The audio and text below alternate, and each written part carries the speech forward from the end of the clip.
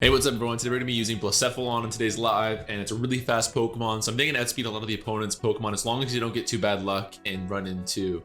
Oh no.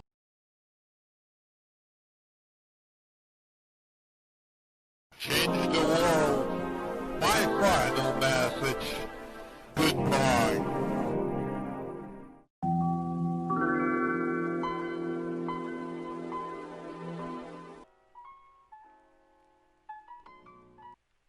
Hey, how's it going everyone? Today we're going to be talking about Trick Room offense and why I think it's such a unique, interesting anti-meta playstyle.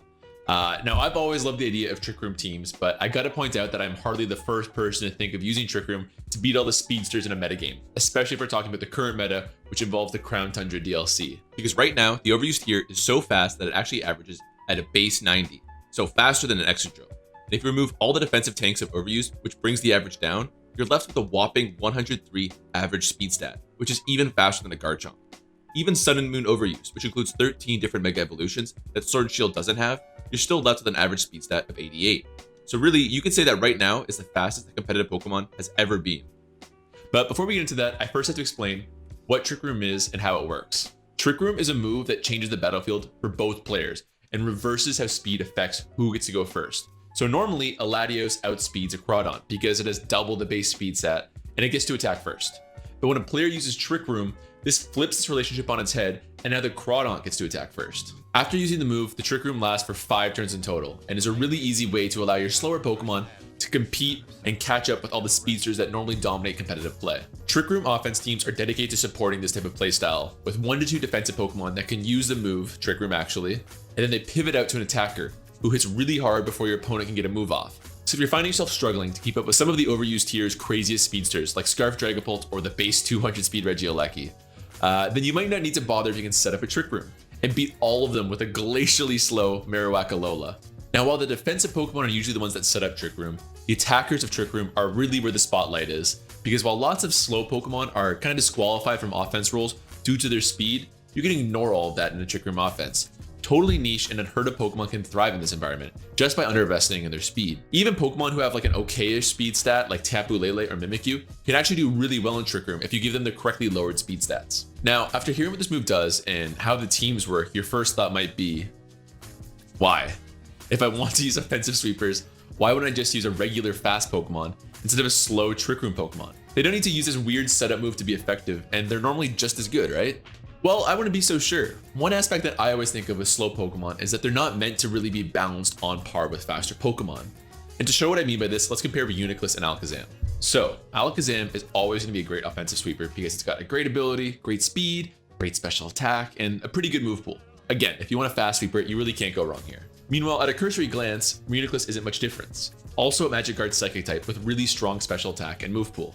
However, instead of having Alakazam's great base 120 speed, it's got just 30, and it distributes those 90 speed stats into a much higher HP and defense, meaning that it's actually a really great tank and can take advantage of its great recovery and defense boosting moves, which Alakazam struggles with. Now, as it stands, the two are both very good and have different niches, but if you add Trick Room into the mix, not only is the Reuniclus going to be faster than the Alakazam under those effects, or really any other attacker because its speed is so slow at that point, but it's also tanky as hell because this Pokemon wasn't really designed around being that fast. It was designed to take hits and then return fire, not be sweeping them plus be that tanky. And this actually leads me to another point, which is going to be EV investment. To go back to that Alakazam, if it's investing EVs, it's pretty much forced to max out its speed, or risk getting outsped by all kinds of Pokemon in its speed tier, whereas Reuniclus doesn't really give a damn.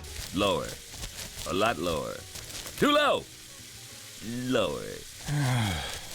The difference between a 96 total speed stat and a 174 total speed stat almost never matters to Reuniclus, so it might as well invest those EV points into its defenses, which makes it even more bulky. Okay, so I realize I'm spending a lot of time on this Reuniclus set, but it's so good under Trick Room, it doesn't even need a whole team to support it.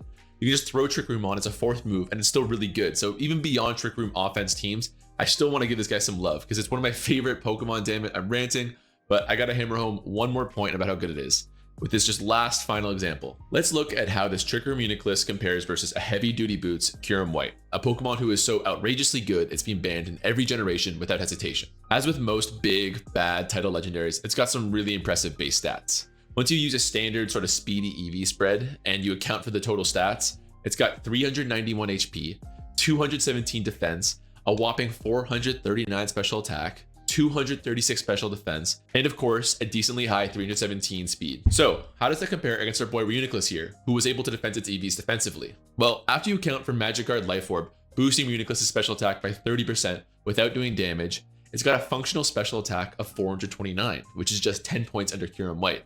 As for bulk, it's actually even better, with more HP, more physical defense, and only a little bit less special defense. And of course, when we get to speed, despite all of Kyurem White's investment into the stat, Reuniclus managed to outspeed it when under the effects of Trick Room. Yep, this set is insane. So all things considered, it looks like the Reuniclus comes out top as the better Pokemon under the effects of Trick Room, which of course we have to take with a massive grain of salt, because having to use a move as a prerequisite to become as good as Kyurem White is an enormous prerequisite that shouldn't be ignored for a reason. The fact that Kyurem comes in automatically and hits that point is the reason why it's so good. But I just wanted to use this as a bit of an example to show how dangerous Pokemon were set up this way can be. And Trick Room kind of invalidates their one big weakness. So yeah, again, I apologize for kind of belaboring that point, but I just wanted to point out that despite Trick Room teams being very offensive, and I guess more similar to Hyper Offense in its balls to the wall aggressive gameplay and kind of how you play it, but the Pokemon that occupy these teams actually have more in common with a bulky offense. This extra defensive investment can even help you stay competitive after Trick Room has expired. That's why if you were to compare this move to something like Tailwind, let's say, which similarly doubles your team's speed stat for 4 turns, so kind of similar to Trick Room as you can see, but I still prefer the Trick Room, because if my Tailwind Cinderace can't manage to knock out my opponent's Pokemon, I'm probably in some big trouble. But if it's my Rhyperior with 400 defense in there, like, I think it'll be okay. But yeah, with all that said, I hope you guys understand why I find Trick Room teams so fascinating. In Pokemon, speed tiers can kind of feel like an arms race, with Game Freak constantly one-upping themselves to try to see which Pokemon is the fastest. So I hope if you guys get frustrated by this effect, you'll be willing to give Trick Room teams a shot. If you've got any favorite slower attackers that you like to use in Trick Room teams, make sure to let me know in the comments below what your favorites are. And oh, actually, I should mention that if you really want to see this playstyle in action, I'm actually going to be using a few Showdown Lives this week where I'm going to show off the concept and play the teams against the ladder. So make sure to stay tuned to that if you want to learn more. But otherwise, that's going to do it for me today. I hope you all enjoyed. If you like the video, likes and subscriptions are pretty huge and really do help the channel grow. So please consider. But hey, thanks again. I'll see you next time.